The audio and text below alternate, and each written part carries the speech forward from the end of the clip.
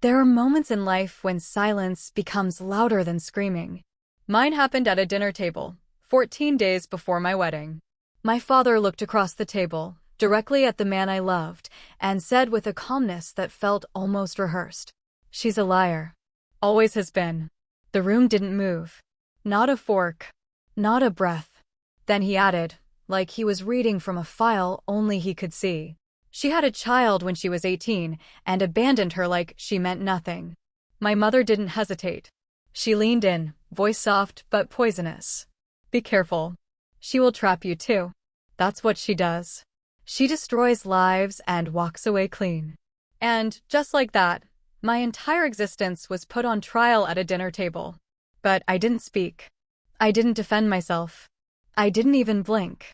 Because what they didn't know was that the man sitting beside me wasn't hearing this for the first time. And, more importantly, he already knew the truth they thought they buried forever. My name is Juliet Anderson. And this is the story of how my parents tried to erase me. And how the daughter they forced me to give away came back to finish what they started 3 years earlier. It was a hospital hallway that smelled like antiseptic and bad endings. I was 19, barefoot, shaking, holding a discharge form I couldn't read through my tears. And then I saw him. Ethan Cole. My childhood neighbor. The boy who once shared his lunch with me when I had nothing. The boy who left town after his father died and never came back. Until that day. He didn't look at me like everyone else did. He didn't look at me like I was ruined. He looked at me like I was still human. And that was the first time I broke down completely. Because I had just given birth. Alone. Hidden. Forced into silence by a family that cared more about reputation than my existence. My parents had made the decision before I even understood what was happening. The baby will be given up. The story will be erased. Juliet will forget it ever happened. But no one forgets that kind of pain. Ethan didn't ask questions at first. He just stayed.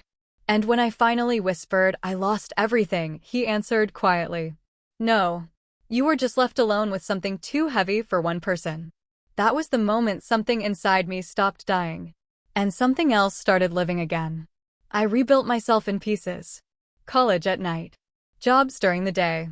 A name I started to say with less shame each time. But every night I saw her face. The baby girl I never held long enough. My daughter. My parents called it cleaning up a mistake.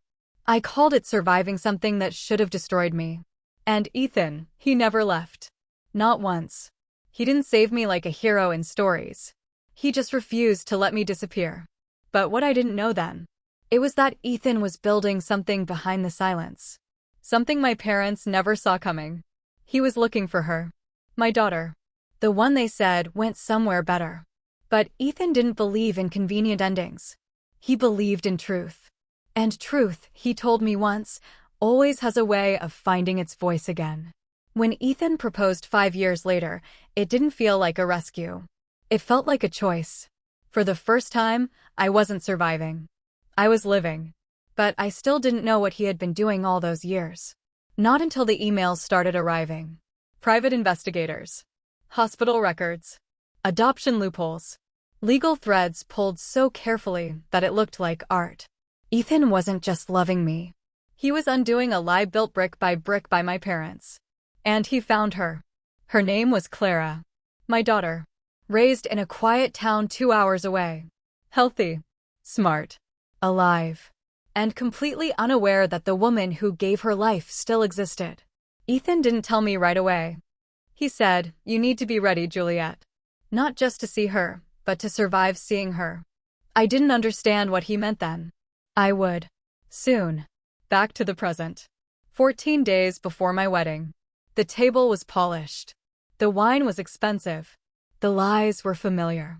My parents had invited Ethan to dinner to get to know the family. It wasn't an invitation. It was a trap. And they brought out every weapon they had. My past. My shame. My daughter. Or what they thought was my ending. She gave her away, my mother said again, savoring it. Like trash. My father leaned back, confident. No man should marry a woman like that. They waited for Ethan to react. To break. To leave. Instead, he slowly placed his napkin down. And said quietly, You're right. My mother smiled. My father nodded. And I felt my stomach drop. Then Ethan looked at them. But his next words weren't for them. They were for me.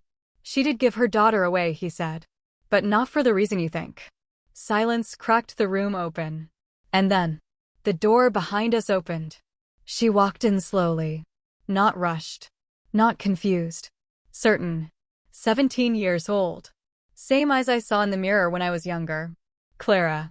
My daughter. But she didn't look at me first. She looked at them. At my parents.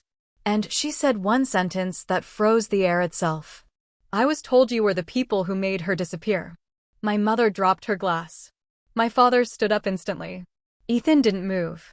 Because this was his final move. Clara continued.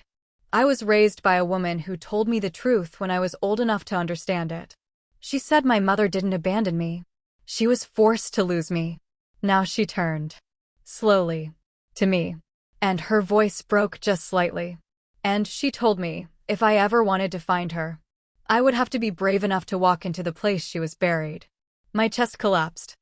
Because I realized something in that moment. Ethan hadn't just found her. He had protected her. For years. From the same people who tried to erase her existence. My father's voice cracked. This is manipulation. But Clara cut him off. No. Just that. One word. Final. Then she looked at me again. And whispered. I didn't come to steal your wedding. I came to return your life. Everything after that unraveled fast. Hospital records resurfaced. Adoption paperwork was exposed. Witnesses came forward. The choice I was told I made at 18 was never a choice at all. It was coercion. Signed under pressure. Controlled by fear. My parents had rewritten my entire life into something I wouldn't recognize. But lies don't survive when the truth walks into the room. And now it had. Clara didn't ask for anything. Not money. Not attention. Not forgiveness. She just wanted to know me. And somehow, that was the hardest thing of all. Because forgiveness is loud. But healing is quiet. And it takes time to learn how to sit next to the life you never got to live. The wedding still happened. Not as planned. Not as imagined. But as something real. My parents didn't attend. They couldn't survive the truth they helped create. But Ethan was there. Clara was there. And for the first time in my life, I wasn't performing a version of myself built for approval. I was just Juliet. Not erased. Not controlled. Not broken. Whole, finally. Before the ceremony started, Clara took my hand. And said softly, You didn't lose me. You just found me later than they planned. And I realized something that day. Life doesn't always give you your beginning back. But sometimes, it gives you something better. A second chance that was earned through survival. That night, when everything finally quieted down, I stood outside under fading lights. Ethan came beside me. You knew she'd come, I said. He nodded. But you didn't tell me everything. He smiled faintly. I told you enough for you to keep going. I looked at the house behind us. At the past that tried to bury me. At the truth that refused to stay buried. And I finally understood. Some families are not born. They are rebuilt. Not from blood. But from truth.